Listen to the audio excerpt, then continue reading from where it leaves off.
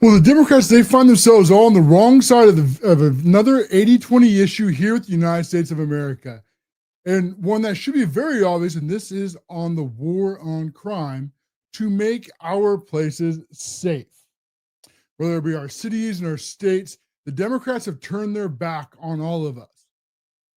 And over the weekend, we had a story come out that it is truly horrifying that this happened in the United States, where some lunatic attacked this woman and the mainstream media completely ignored it, all because the skin colors were on the wrong side. And so when that happens, of course, they just pretend it didn't happen. And the Democrats and their friends in corporate media would be MSNBC, CNN, ABC, NBC, New York Times, LA Times, Politico, Axios. They have all been so used to be able to just run the stories they want to run and then ignore the other ones that they do not want to run and control the narrative through those means. However, thanks to the rise of independent creators, thanks to now that we have the internet, that they have lost all their influence for very good reasons. And now they're desperate to try to take this narrative back and not having you look at what they don't want you looking at is the Democrats' soft on crime policies. So magically today comes out after this story that broke earlier in this week that we're going to cover is that all of a sudden they had this Epstein letter from Donald J. Trump that was supposedly a letter to Epstein for his birthday. And in this letter, they show this weird little doodle and then these comments. And this started with the Washington Journal, where they posted out and they said, they had this letter. And then Donald Trump, the Wall Street Journal, where they had Donald J. Trump, they said that he had wrote this letter to Epstein. Donald Trump, of course, immediately denied it, and then he went on to sue the Wall Street Journal. We will wait to see what happens with that. And then the Wall Street Journal of America, they even said that they didn't have the letter. This was just reported to them.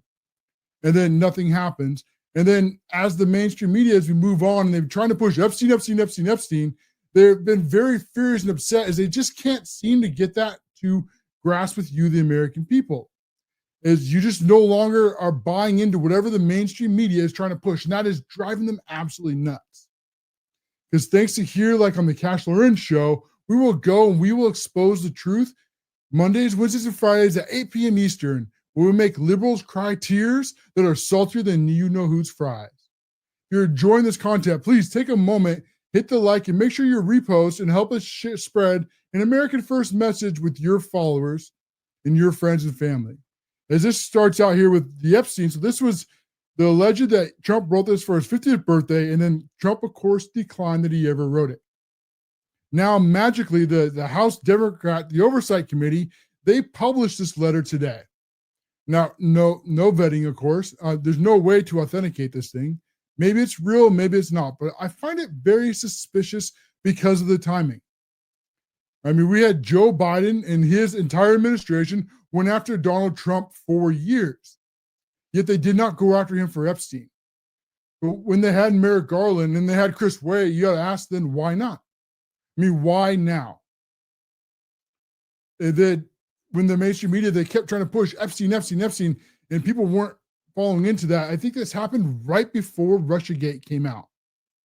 We started to expose everything that happened with Russia. And then also the mainstream media, see, they're trying to turn your sense over to the Epstein files, right? Where's the Epstein list? Now, I don't know what did and did not happen with Epstein, but the idea that Trump is somehow involved with all this is very unlikely, to say the least, right? To say in a G-rated way, because we covered, if they had him, why was that not leaked through the deep state over to the mainstream media?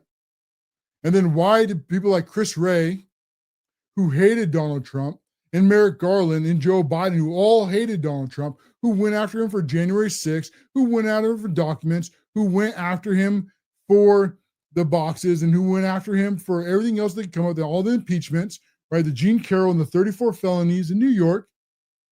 If they had Epstein sitting in their back pocket this whole time, then why did they not go after him for that?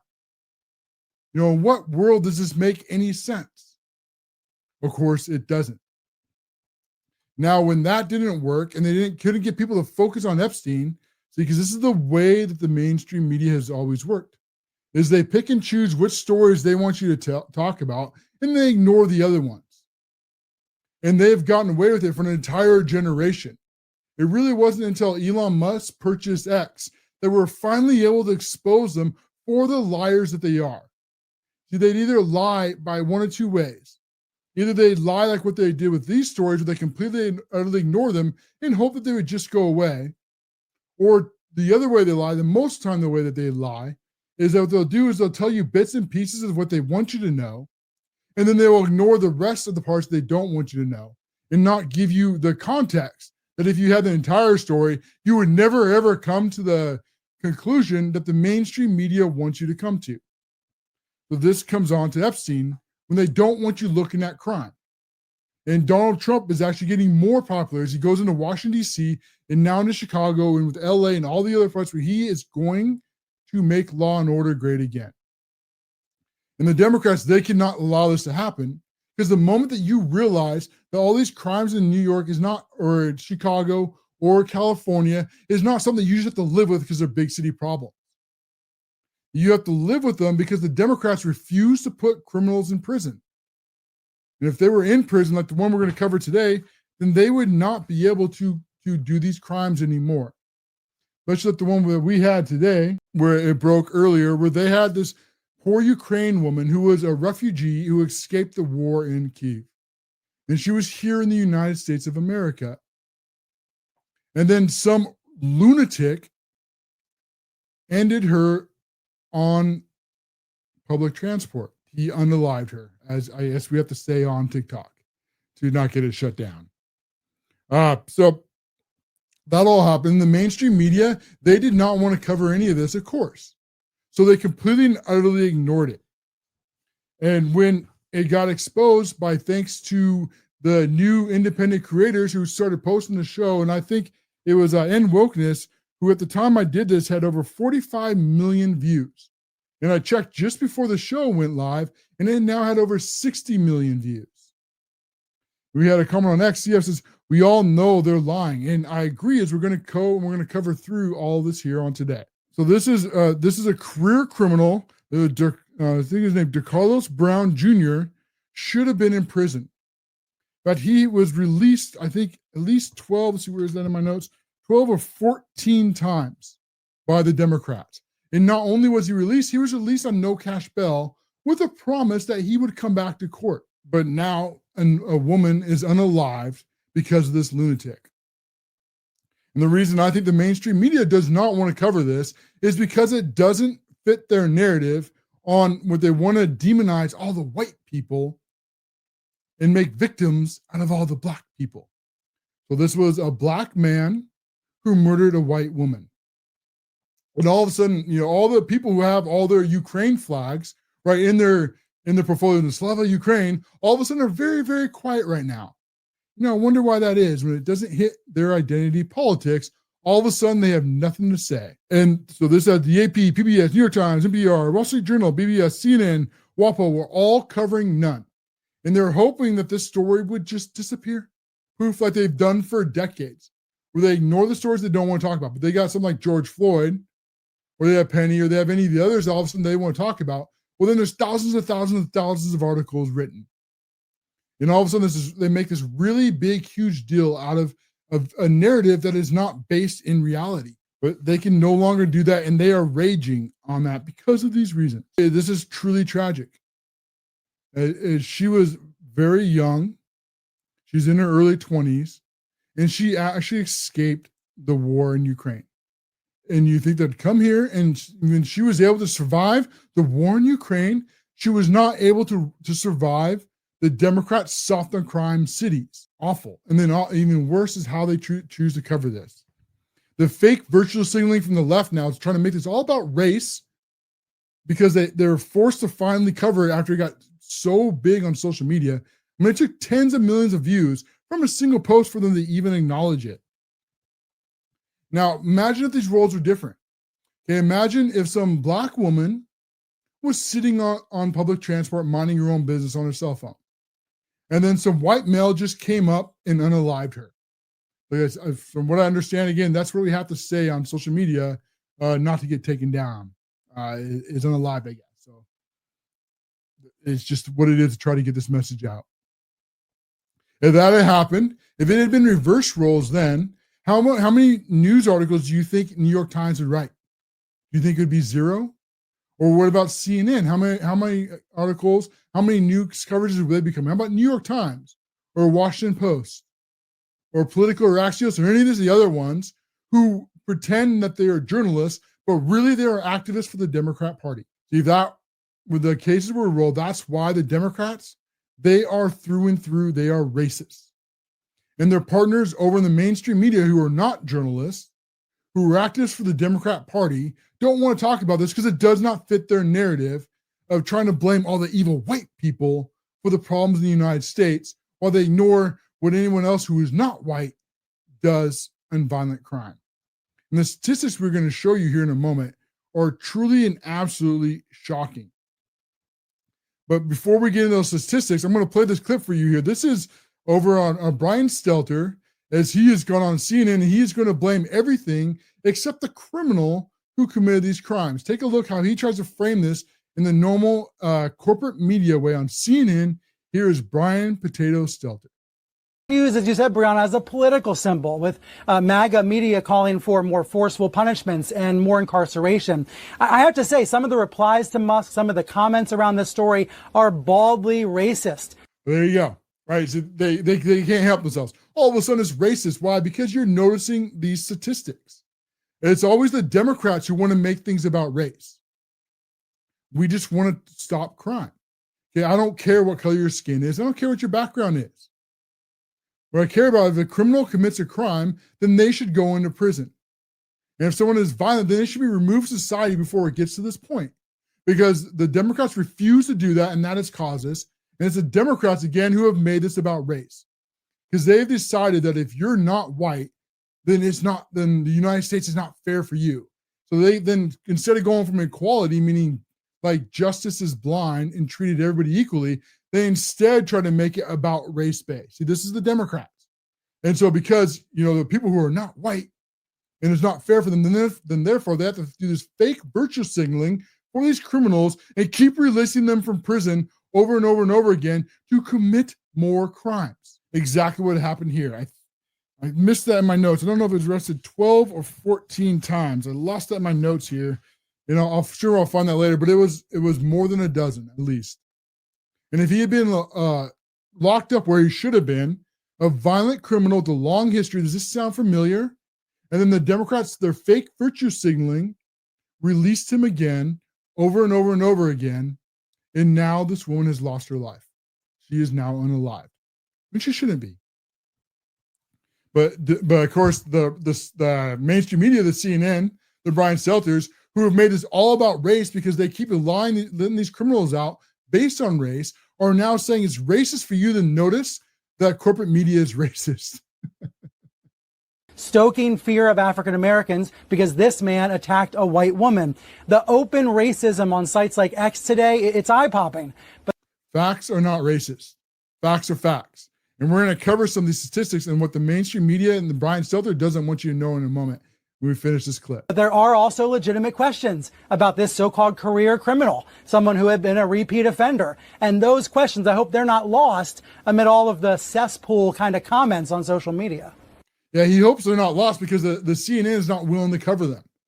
I mean, it took over 10 of the millions of views for them to even start and to try to acknowledge it. And when they go to acknowledge it, it's still that, right? They try to make it about race.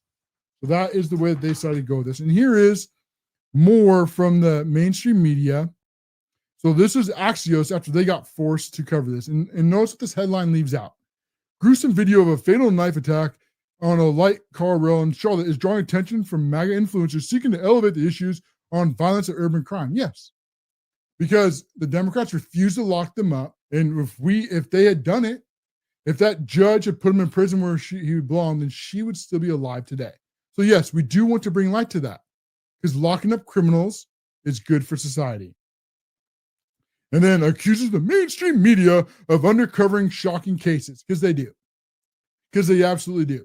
Just like we pointed out, if the victim was black and the criminal was white, Is that the headline from Axios? Of course it isn't. Everybody listening knows that.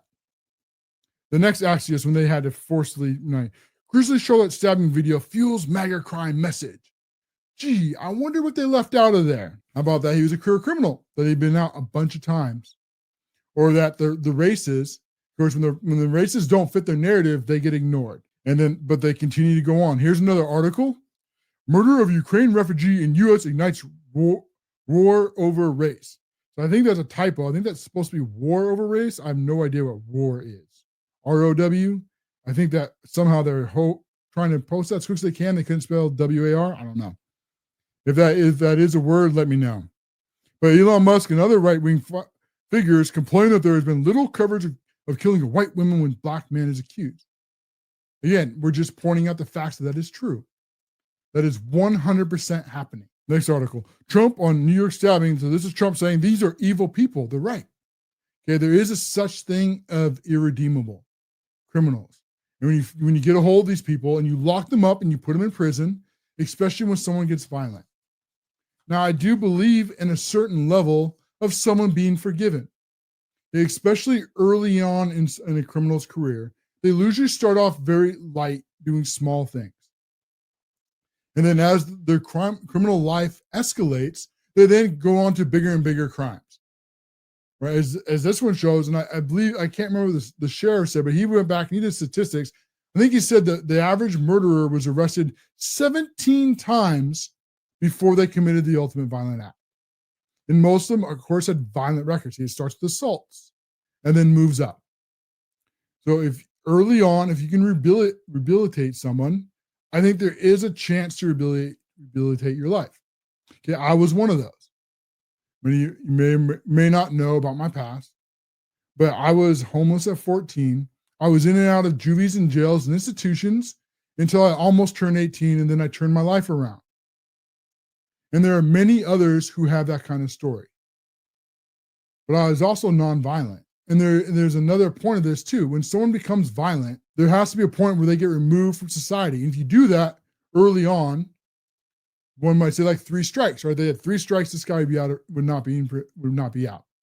And if he had been held instead of being released on his own recognizances, this also would not have happened. So there are 2 things I think there is. One, yes, we need to lock these criminals up. We do that, she is with us.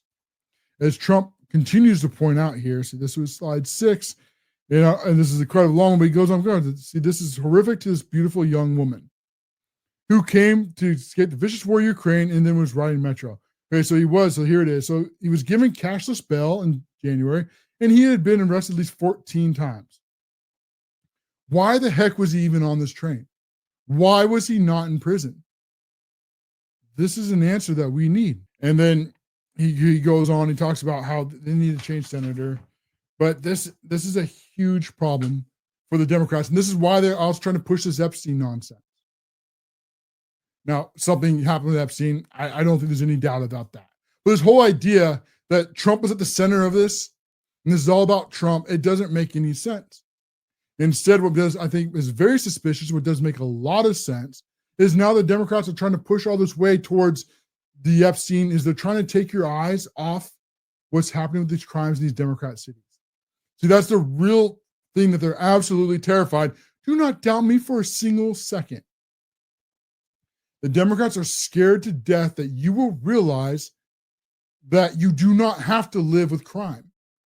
You do not have to live with all this poverty and all this violence. You don't have to just become accustomed to it. If you lock up the criminals, especially the violent ones, and you remove them from society, then we can be safe again. That's why they're pushing so hard against, like in Washington, D.C., when Trump's arresting criminals, and then they're complaining as he's making the city beautiful again, cleaning up the trash and making the parks beautiful. That's what they don't want you to know. They want you to be so used to violent crime. You just say, this is part of life, but it doesn't have to be. And once they realize that, see, that's why they're fighting like so hard in Chicago. When the Democrats on the wrong side of this is probably at least a 95 to 5% issue with crime now. Because the minute you realize you lock up criminals, you put them away, all of a sudden the Democrats have completely lost the narrative. They're fake virtue signaling for letting these criminals out over and over and over again under the guise of equity versus equality and this fake compassion, right? Compassion for the criminals, not compassion for the American citizens who suffer. You don't hear them crying any fake liberal tears for them. No, it's always the criminals, and just like here, they're trying to make the criminal he's some kind of victim and ignoring the woman who was unalive because of it. And speaking of fighting crime, we had a huge win today with SCOTUS. You had two really big wins. One directly we're talking about crime and one on another one. We're going to talk about that and a whole lot more, but I just looked at the clock. We're way over. We're going to come back on this after this greedy profit break. You're not going to miss it. This is the CASHLOREN Show. Well, the statistics do not lie about what is happening in this country. As the Democrats continue to be pro-criminal and yet have no fake virtue signaling for the American citizens who suffer because they refuse to lock up criminals. And not only do they refuse to lock up these criminals, but then they try to lie about the statistics so that you will not know just how bad it is. Because you spend a lot of time on the first segment talking about how this poor woman was unalived because they refused to lock up this career-long criminal. But then their friends over in the corporate media also wanted to try to help the Democrats not bring attention to this because they refused to cover it. We had, for example, where Daniel Perry came out and he defended people on public transportation, but it's a very similar thing. And there's people probably alive today because of what he did.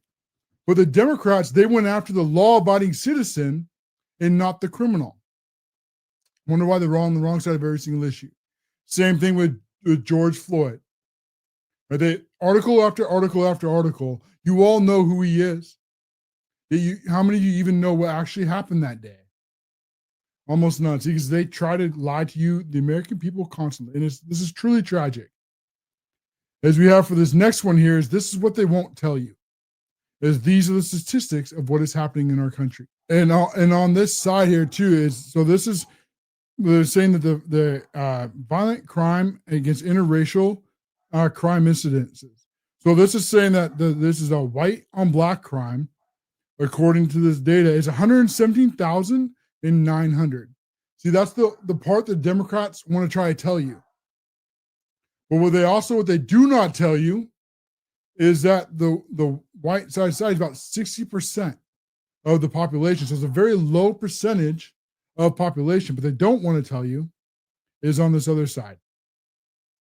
It's a black on white crime is more than double. It is actually more than triple. 385,400 violent crimes from black members to white members of society. And this is with them being roughly about 15% of the population. There's about 4 times as many white people than women. It's about 4 to 1. Yet the black population does 4 times the amount of violent crime. This is what we're dealing with here. And it continues to get worse when the mainstream media and the others continue to refuse to cover this. When they want to make it about race, but they hide the details. As it goes on, it says here is that the white and black crime numbers devoid of all context exactly because they won't cover them. And then the data, it continues to get worse. Let's see, that is not the right one. I think, give me just a second. Let me get, okay, there's the right statistic. All right, so we go on to the next part here. Why I think all this happens is this something that the left doesn't want to talk about. When they pretend that they care about equality, but it's really equity. When they fake virtue signal for criminals, but they completely ignore what's happening to American citizens. When the real answer, the one that the left never wants to talk about, is fatherless homes. This is the one thing that happens in our society, and it's the one link that links crime, poverty, more than anything else. When the father is not in the home, but we have a big separation, unfortunately, between Gen Z, as these statistics came out from NBC. But before we get into those statistics here, so this is one where it says 1 out of 22 black men will commit murder in their lifetime. 1 out of 22. Black men are 6% of the population, but they commit over 52% of the murders. 70% of black children are born without fathers. 70% of juvenile delinquents come from fatherless homes. See, it's fatherlessness that's destroying these neighborhoods. The Democrats can't save you. The Democrats are the ones who created these problems. When they go in and they destroyed the civil rights movement with Lyndon B. Johnson's Great Society, and they addicted women to these so-called social programs that were supposed to improve their lives. But it did none of these things. It actually did a great amount of harm. Because the attachment to these was that they had to kick the father out to get all the free money, right? To get the housing, to get the food stamps, to be permanently poor. And we know when a single mother's home is a very high percentage chance of poverty crime. It's by far the single one. And the single highest percentage chance to go and have a great, successful life free of crime, free of poverty, and live successful is to come for a nuclear family based on our Lord Savior, Jesus Christ. That's what the Democrats do not want to tell you. That is 100% what they're trying to hide from you, the American people. This is why they don't want Donald Trump going into these big cities and arresting criminals, because then you will find out how much they're lying. But for Gen Z, this gets even worse. As we now have a separation, we have a polling here. So this was done. So this was asked for questions. And this was on Gen Z people. And they were asked the top 2 issues, and they went all the way down to 12. Okay, so this is men who voted for Trump. 34% of them said the number 1 issue was having children. The second issue was financial independence. Now let's switch over to women, where Democrats have been lying about crime, or also been lying about what will make women happy. This is the women who voted for Kamala. First and foremost, a fulfilling job career. So ignoring this, this Nazi feminism has lied to women for an entire generation. And now that these Nazi feminists, now we're seeing the fruits of their labor and what's happening to these women, because by the time they realize it, it's too late. They're constantly told and lied to, a family is so bad and family is evil and having kids, it's just awful. That's the end of your life. You shouldn't do that. No, instead, you should go get a job, right? You should just go get in the corporate world and climb that ladder and make as much money as you can. That will make you happy. And you know what? Don't worry about children. We'll just give you unlimited abortion. You can just end as many as you want. Probably the most satanic thing someone can do in their life is unaliving an innocent life. Well, this is how the left has lied to women over and over and over again. The second thing they said was having money to do the things you want.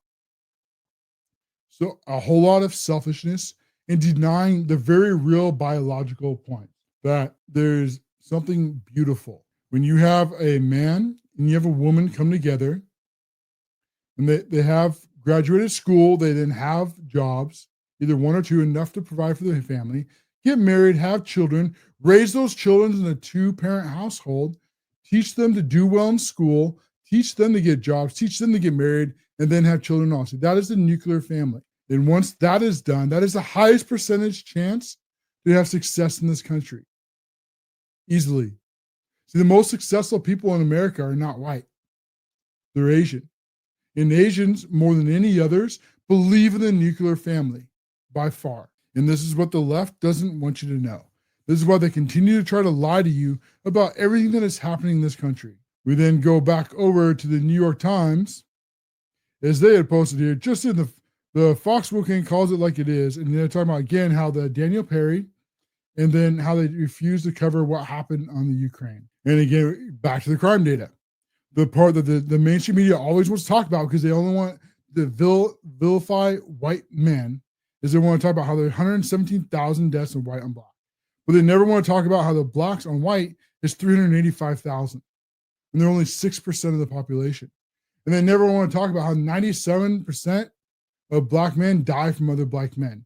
No, they want to talk about the less than 1% who die in a police shooting. And even then, they don't want to cover the details of it.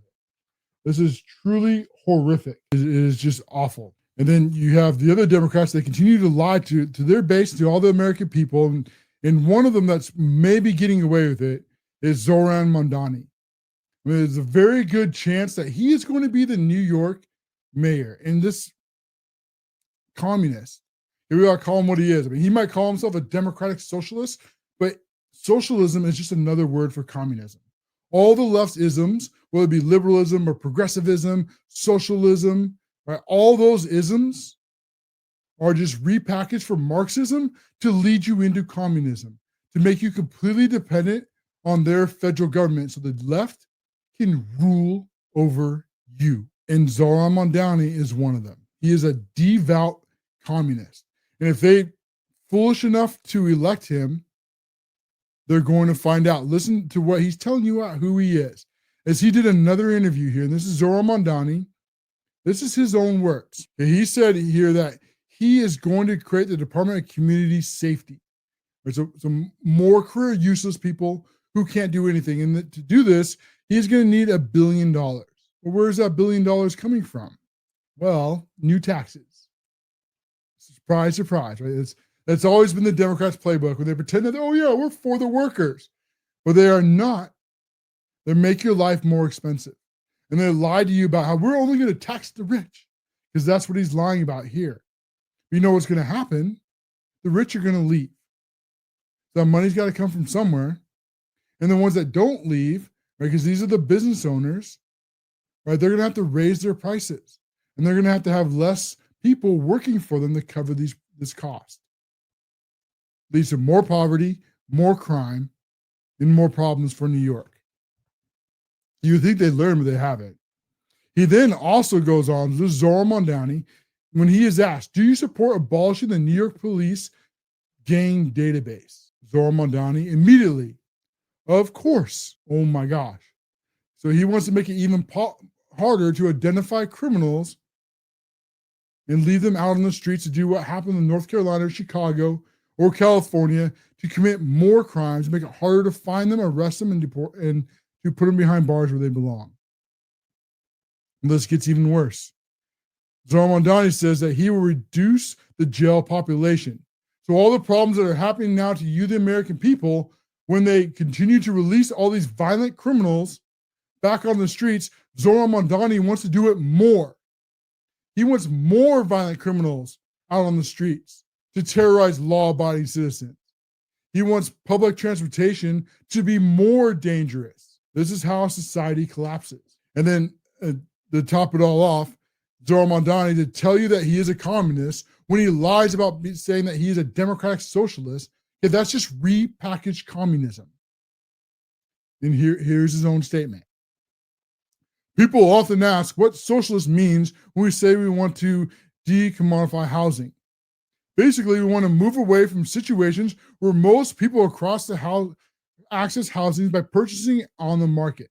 So he wants to get rid of the free market housing and replace it with what? Towards situations where the state guarantees high quality housing to all. Just like his commercial said, what does he want to do? He wants to take away private land ownership and the government own the land. And the government redistribute that land to whoever they think they should have the land to themselves. See, that is communism. Zoran Mondani is a straight up communist. And I hit way over on another break again. We come back. I brought up earlier about the Supreme Court. We're going to talk about those stories when we come back. We're going to do that and a whole lot more. You're not going to miss it. After this greedy profit break, this is the CASHLOREN Show. Well, the Democrats took another huge L from SCOTUS again, as they've been trying to use their weaponized judges to slow down the Donald Trump's administration, but really you, the American people. 77 million of you voted for Donald Trump. He won all 7 swing states. I mean, Kamala Harris spent $2 billion to lose in one of the worst ways possible. Just absolutely got demolished. But the liberal elite, the Democrats, they can't accept that they lost. So instead, they're trying to impose their will against you, the American people, what you voted for. We're saying enough is enough. It's welcome back to the CASHLOREN Show. I appreciate every single one of you being here and sharing your evening tonight. We will cover all the stories that are happening in today's politics through exceptionalism. If you're enjoying this, take a moment, hit the repost button, like, and help us spread an American First message with your audience. The Supreme Court handed Donald Trump 2 huge wins, and he has already had, I think, 21. I read it, 21 wins, including the 2 today from SCOTUS. As the Democrats, they have been using their activist judges to try to usurp the will of the American people through these unelected judges. And what they will do is they will try to file these lawsuits where they think they'll get some friendly judge, and then have that judge write some kind of injunction, and they know they will lose. But it's amazing how the left, how they never ever seem to miss on a judge. You notice that? They don't have the same problems that the right has. We get a judge, and then all of a sudden they're making these strange rulings. The left always seem to get it every single time.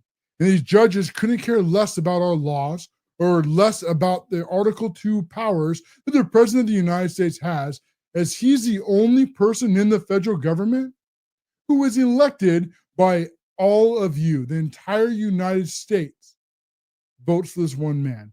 Everywhere else, senators, House members, is all done either by state or region. President Donald Trump is the only one.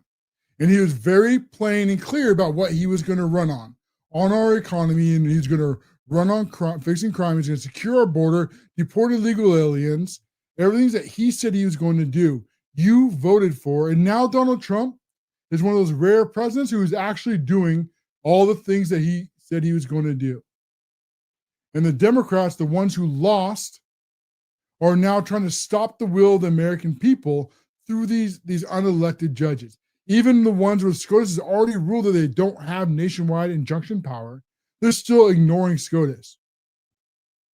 The real threat to our democracy. I mean, how many of you voted for one of these judges? 0. But how many of you voted for Donald Trump? Obviously, most of the nation. So the Supreme Court, they handed Trump a huge win. So this was a 6-3 SCOTUS decision. So right down party lines, the 6 conservatives and the liberal judges voted against it. And this was going all the way back to LA, when Donald Trump sent in the National Guard and the Marines to stop these violent criminals from burning down the city. Enough was enough. Now that he did that, you had Gavin Newsom and Karen Bass trying to stop him, but they weren't able to. So then they tried to activate their judges, and they tried to create all these activists to go up against the federal government, just like Chicago is doing right now. But of course, they got low-level wins because they had these activists, judges, and then they lost. I think the funniest one was Gavin Newsom, where he had a low-level judge give him back the National Guard, I think it was, and then less than an hour later, he lost that judgment. And the same thing is happening here. But their low-level ruling was so dumb, just unbelievably stupid. Because essentially what they're trying to say is Donald Trump couldn't racially profile when going after illegal aliens. But he already wasn't. If you're an illegal alien, you will get arrested and you will get deported. Now, the Democrats let in tens of millions of illegal aliens, a lot from Africa and a lot from South America. Thus, by the nature, bringing in a certain skin color into this country. And then through Haitians and others, and move them all throughout this country, especially into the swing states. So that not racially profiling to go after the people who are committing the crimes. But this empty low-level judge, it was ridiculous for 2 huge things. For one, it was completely empty. Because one, how do you prove it? If there's a criminal and you arrest a criminal, then how do you prove that it was racial profiling? But 2, Donald Trump has exclusive Article 2 authority over the federal government. No judge has a right to rule on it. That is exclusive to Donald Trump. But these judges, they ignored it and they did not care. And they were hoping to slow down, and they lost. And the Trump administration, to make this very clear, just in case I haven't yet, Donald Trump does not need permission from mayors or governors to enforce federal law. He can do it with or without their help. Now, they can choose not to help, which I don't understand. Why would they not want criminals arrested and put in jail? Why would they not want illegal aliens deported from this country they're not supposed to be in the first place? When the Democrats pretend that they care so much about workers and they pretend that they care so much about American citizens' rights, then why are they pro-criminal and why are they pro-illegal alien? But I think we all know the answer to that one. Then we have the mainstream media. So this is the New York Times posting about the Supreme Court ruling. And they posted this. Breaking news, the Supreme Court lifted restrictions on ICE agents in Los Angeles. Okay, they were always able to do their job, allowing them to make indiscriminate stops based on factors like ethnicity. Again, the Democrats, every time they lose on an issue, they always try to make it about racism. When it's the Democrats who are being racist, it's just unbelievably, no wonder why they're so unpopular. I mean, 19% is way too high for the Democrats. And then we have political breaking. Supreme Court lifts restrictions on roving immigration raids in Los Angeles. Because Donald Trump, again, always had that right. There's no such thing as an illegal alien who's law-abiding citizen. If your first act to enter this country was to enter illegally, you are by definition a criminal. Your very first act was to break our laws. Now, the Trump administration is doing what they promised to do. They will find you, they will arrest you, and they will deport you. And the smartest thing that they can do right now is self-deport so they have a chance to come back. Because the other side of this coin, too, is all the people who come here legally, who went through the entire process to assimilate into our way of life and to become part of the West. It's a complete insult to all those people that you can just walk into this country and essentially steal tax benefits that never should have been there for you in the first place. It would be a great way to cut off all these illegal aliens and then reduce taxes. And then you had Supreme Court Justice Amy Coney Barrett, Brandon, because the one thing that the left is trying to lie about is that this is somehow racist of Donald Trump to arrest criminals. It's not. It's the Democrats' racism to not arrest criminals based on the color of skin. It's the Democrats who are racist. And she fires back on the SCOTUS claims that they're ruling in favor of Donald Trump. Protect him. But she says, again, no, that these judges, they're vastly overreaching their authority, which is true, they are. Donald Trump is protected. He has exclusive authority by Article 2 in the Constitution. And all SCOTUS is really saying is Donald Trump has exclusive authority on Article 2 to be the executor of the federal government because you voted for him to do so. Now, some of you disagree with his decisions. Some of you didn't vote for Trump, but enough did that he is now the president. Just like when Joe Biden was the president, I guess, kind of. And Amy Coney Barrett, she said this: we're not deciding cases just for today. And we're not deciding cases based on the president as in the current occupant of the office. All true. As of all the Supreme Court justices on the conservative side, Amy Coney Barrett has probably gone with the left more than any others.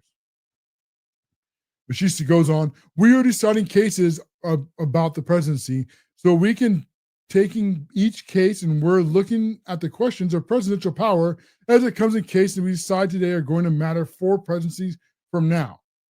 Right, because after this election, Donald Trump's going to go and another president's going to come in. And that president is also going to have exclusive Article 2 authority over the federal government. He's going to run to be president, and he's going to tell the American people, or I guess he or she, you vote for me, I will do this. And then when they do that, what you voted for, these judges and these others, like the Democrats trying to do now, should not be able to stand in the way. That's all Amy Coney Barrett's saying. And she is 100% right here. Of course, these articles just go on this normal nonsense. The Supreme Court is backing Trump. Overwhelming evidence that the Supreme Court is on Donald Trump's team. A rare interviews, federal judges criticize Supreme Court's handling of the Trump cases. There's a disconnect. No, there's not. They're enforcing what our Constitution was supposed to mean. Donald Trump is on the top as the executive, and he has exclusive authority on that position as being the chief of the executive branch. Just like Congress has exclusive authority that no one else does. And then the judicial branch also has exclusive authority. what the Democrats try to make up randomly is like somehow the judicial branch is up here and the president and Congress is down here. And so everything Congress does and everything the president does has to get a yes or no from 600 plus judges. That's not how this works. That is not how our judicial system works. That is a judicial coup. And then you have American ambassador. She goes into LA. She goes on, the Supreme Court decision of morning an attack on every person in every country in this country. No, it's not. Enforcing our laws is not an attack, Karen. Arresting criminals is what the law is for. Deporting illegal aliens is what our laws say to do. And the left's trying to change and use all these words to call them like undocumented workers. Or one of the craziest ones I saw was undocumented American citizens. Whatever the heck that means. What kind of woke 2 + 2 5 world that is, I don't know. But they're illegal aliens. And the due process for remaining our country illegally is you get deported expeditiously. And she goes on again. I want the entire nation to hear me when I say this is an attack on people of LA. It is not an attack to enforce our laws. This is an attack on every person in our country. Again, no. It is enforcing our laws just like the American citizens voted for, and Donald Trump is more popular for doing so. Then Adam Schiff has to go away. Americans rounded up and arrested California residents. I wonder what context Adam Schiff left out there. Did you imagine? I mean, Adam Schiff. The administration rounded up and arrested California residents. What context would be left if he had said the whole sentence? I don't know, maybe they had broken the laws or they're impeding law enforcement, like throwing rocks at law enforcement vehicles.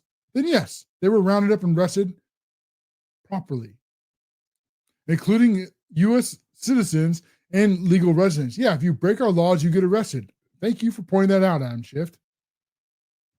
And then he goes on to lie, based on the color of his skin, which, of course, just what the left made up, because what they always try to do is to make everything about racism when they don't get their way.